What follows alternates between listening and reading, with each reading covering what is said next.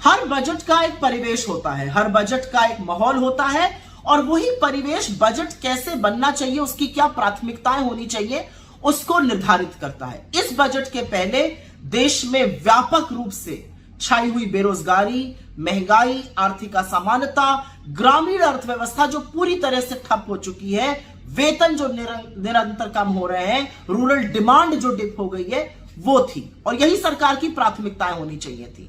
लेकिन जबानी जमा खर्च तो विकसित भारत पे बहुत किया गया, असलियत सरकार के खुद के आंकड़े, बजट के खुद के आंकड़े बयां कर रहे हैं। विकसित भारत करेंगे, कैसे होगा भारत विकसित?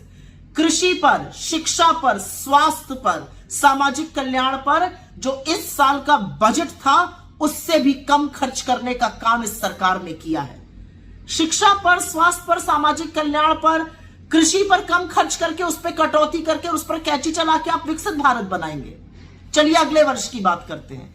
इस वर्ष सरकार ने रक्षा पर, फूड सब्सिडी पर, फर्टिलाइजर सब्सिडी पर, खाद और खाद्य सुरक्षा के लिए जो पैसा खर्च किया, अगले साल उसमें कटौती कर दी गई। ये विकसित भारत बनने की बातें हो रही हैं। अब आगे की बात करते हैं। सरकार ने बहुत बड़ी बड़ी डींगे हाँकी, लेकिन जो रूरल अर्थव्यवस्था है, जो ग्रामीण अर्थव्यवस्था है, वो पूरी तरह से चरमरा चुकी है। वेतन और आय लगातार गिर रहे हैं, वहां पर डिमांड पूरी तरह से ठप हो गई है, इसीलिए कंजम्पशन खत्म हो गया इकोनॉमी में कंजम्पशन आधा हो गया बनस्पत पिछले साल ही। लेकिन उसके बारे में कोई चिंता नहीं। लेकिन सरकार के आंकड़े दिखाते हैं कि दिक्कत और समस्या कितनी भयावह है। सरकार ने इस साल मनरेगा का बजट 60,000 करोड़ रुपए रखा था, खर्चा करना पड़ा 86,000 करोड़। 15.5 करोड़ से ज्यादा लोगों ने मनरेगा में रजिस्टर किया, क्योंकि उनकी या तो शहरी नौकरियां या गांव में रूरल क्षेत्र में जो नौकरियां थी वो चली गई, वो मजदूरी करने को विवश हैं। 86,000 करोड़ रुपए, 26,000 करोड़ रुपए ज्यादा खर्चा करने पड़े। सरकार का अपना आंकड़ा दिक्कत बयां कर रहा है, लेकिन सरकार दिक्कत मानने को तैयार नहीं है। अब बात कर लेते हैं कुछ बड़ी बातों की। वित्त मंत्री निर्मला सीतारमण या तो किसी और प्लैनेट पे रहती हैं या उनका आंकड़े का सोर्स ही कुछ और है। उन्होंने बिना पलक झपकाए कह दिया कि औसतन आय जो है वो 50% बढ़ गई है। कौन सा आंकड़ा यह दिखाता है? क्या गरीबी, क्या भुखमरी, क्या बेरोजगारी, क्या आर्थिक असमानता के आंकड़े ये दिखाते हैं? असलियत तो यह है कि सरकार के खुद के पीएलएफएस ने अपने सर्वे में कहा है कि मासिक आय लगातार 25% घटी है। तो या तो वो सर्वे और वो डेटा झूठा है, या आज भ्रमित करने का काम वित्त मंत्री ने किया है। बड़े बड़े जबानी जमा खर्च के बीच एक और बात हुई, ग्रोथ पर खूब सीना ठोका गया। 6.4% ग्रोथ आपको विरासत में मिली थी 2014 में। 10 साल बाद एवरेज ग्रोथ रेट 6% से कम है और पिछले 4 साल की देख लीजिए तो 4% से भी कम है।